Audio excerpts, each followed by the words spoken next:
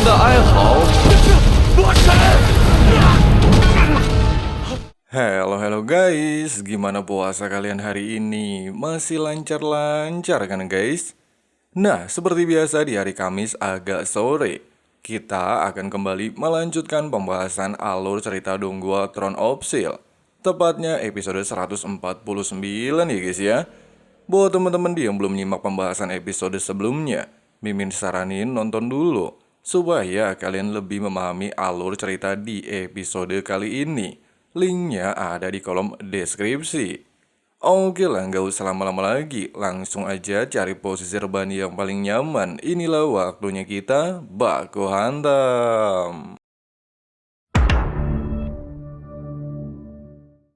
Melihat situasi perbatasan Benteng Tenggara mulai tidak kondusif, Zhang Fang secara nekat berinisiatif menyerang pasukan iblis tingkat keroco.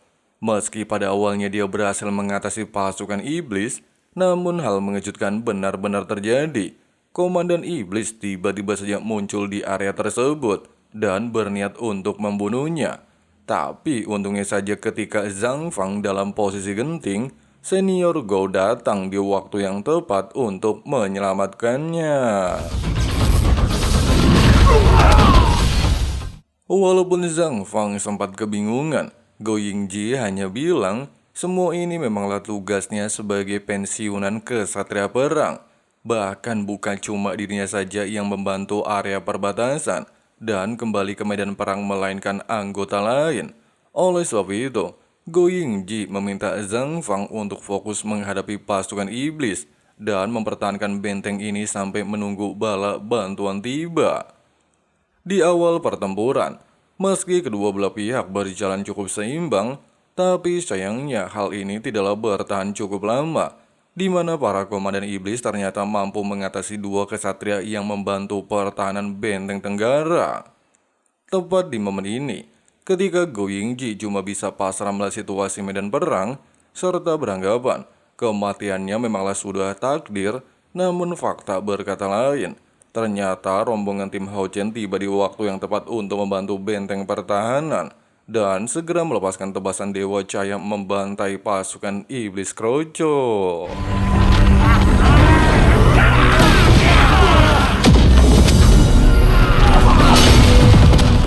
Melihat kemunculan Hao Chen bukan hanya mengejutkan Go Yingji, dia juga lantas teringat dengan pertemuan mereka berdua saat Hao Chen masih berada di level 5 dan mengucapkan janji bahwa di masa depan jagoan kalian pasti bisa mengakhiri perang suci antara manusia dan klan iblis.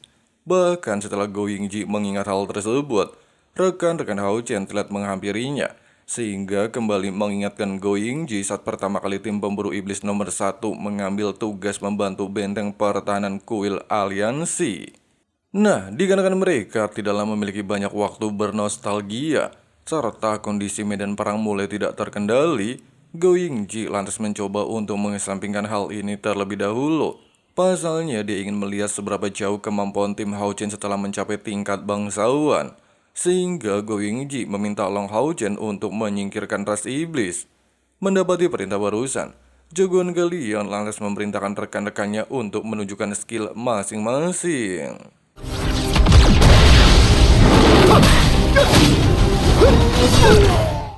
Alhasil, di bawah dukungan 7 kemutlakan Dewa Kematian bentuk pertama Sing Sai'er, Long Hao Chen dengan cepat menggunakan teknik penghakiman pedang matahari untuk mengakhiri perang.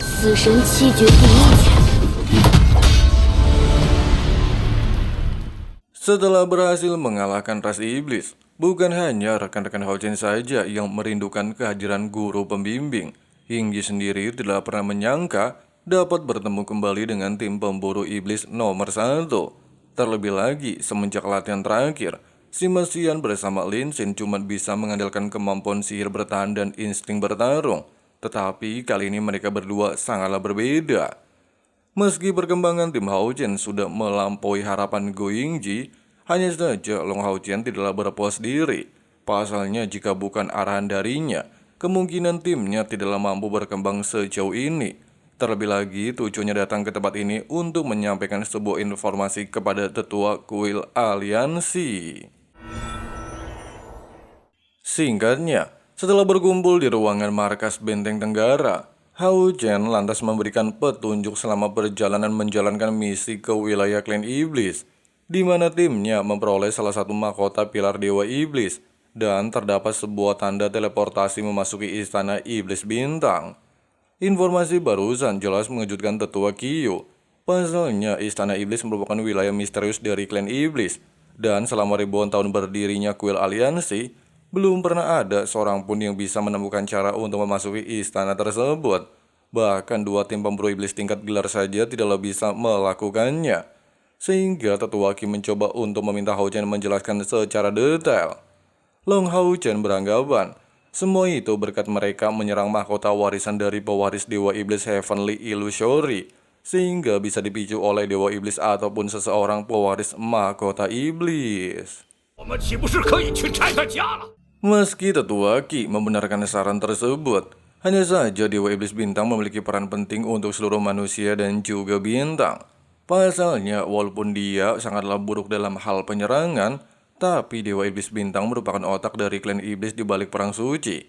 Oleh sebab itu, dengan adanya fakta barusan, Hao Chen beranggapan, jika mereka dapat menghancurkan pilar Dewa Iblis, maka sepertiga klan iblis akan lenyap. Walaupun tetua Hao tidaklah mengizinkan tim Hao Chen memasuki istana iblis, namun menurut jagoan kalian, setelah dirinya tanpa sengaja berteleportasi memasuki istana iblis, Hao Chen mendengar percakapan kalau sang dewa lagi sakit parah, dan kemungkinan bisa memanfaatkan hal ini untuk menghancurkan pilar Dewa Iblis Bintang. Meskipun begitu, Yang Hao Han justru menolaknya dengan alasan, informasi ini harus dipertimbangkan secara matang. Pasalnya, invasi klan iblis menyerang area perbatasan bukan hanya memulai perang, melainkan bertujuan mengincar Long Hao Chen. 其实也与你有关。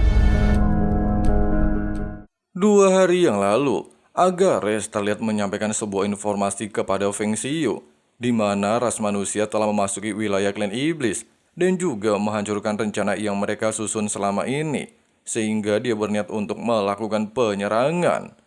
Meski peperangan dimenangkan oleh ras manusia, serta rencana penyerangan 6 wilayah perbatasan kuil aliansi telah mencapai tahap berikutnya, hanya saja Feng Xiu meminta Agares terus meningkatkan serangan dan memaksa kuil aliansi untuk menyerahkan Long Hao Chen. Jika tidak, dirinya akan turun langsung membantai semua ras manusia. Tetua Qi melanjutkan, semenjak insiden tersebut, 10 pasukan Kaisar Dewa Iblis bergegas memulai serangan terhadap 6 perbatasan utama. Bahkan menurut pesan yang ditinggalkan, jika mereka tidak menyerahkan Hao Chen dalam waktu 1 hari, ras iblis akan secara ugal-ugalan meratakan benteng pertahanan setiap harinya. Meskipun hal ini mengejutkan Lin Xin, serta beranggapan apakah semua ini karena Hao Chen meninggalkan kuil, namun Han Yu bilang hal tersebut diakibatkan timnya telah merusak rencana kebangkitan pilar Dewa Iblis. Di tengah-tengah situasi kepanikan, Tetua Hao menjelaskan, setelah menerima kabar invasi klan iblis, pasukan elit dari 6 aliansi bergegas menjaga area perbatasan masing-masing dan melindungi sumber daya terakhir untuk mempertahankan benteng perbatasan.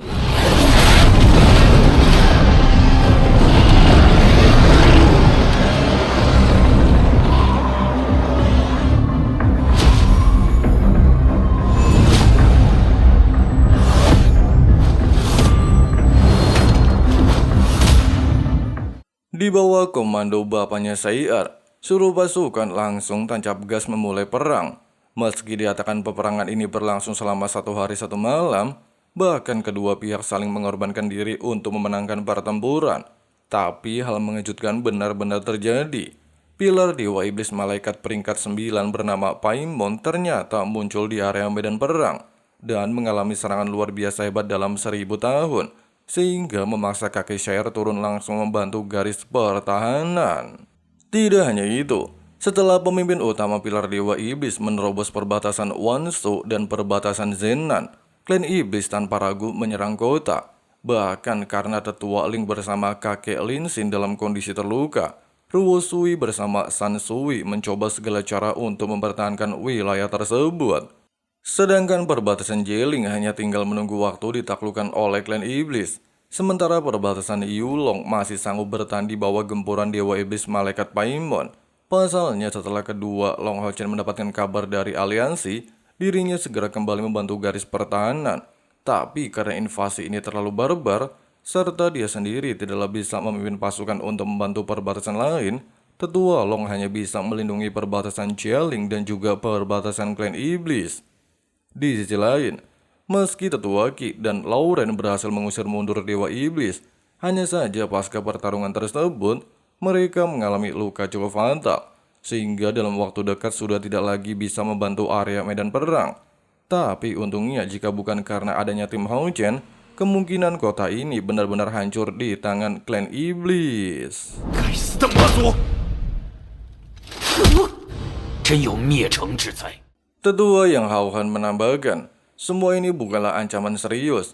Pasalnya menurut laporan tim pengintai, di bawah penyerangan 6 perbatasan utama aliansi, Dewa Pilar Iblis peringkat kedua Agares ternyata muncul di medan perang, sehingga dia beranggapan cepat atau lambat perbatasan manapun akan lenyap di tangan Dewa Agares.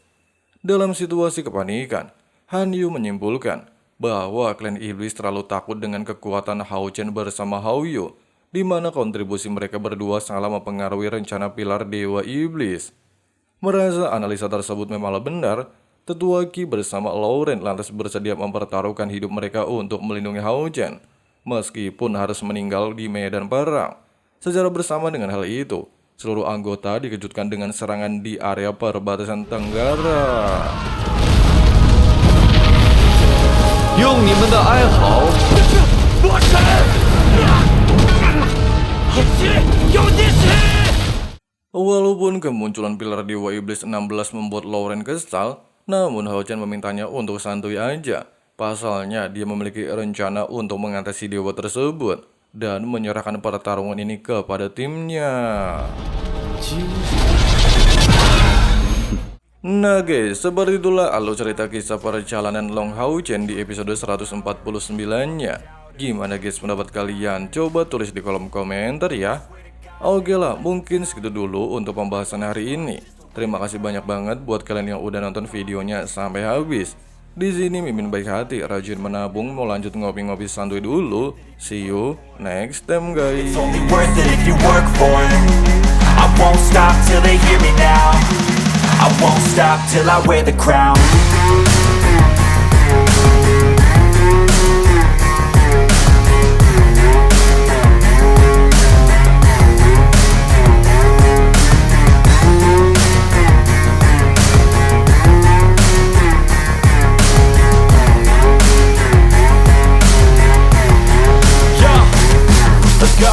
I'm just telling you to fight for your dreams, but it's not what it seems. Man, it's hard to be seen when everybody wants to be king. Yeah, they all wanna ring. Yeah, we all wanna be free.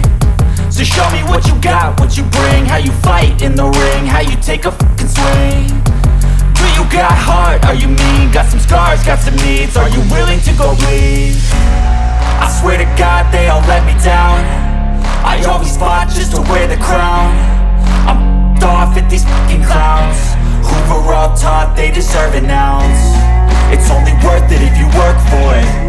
It's only worth it if you work for it. I won't stop till they hear me now. I won't stop till I wear the crown. I swear to God.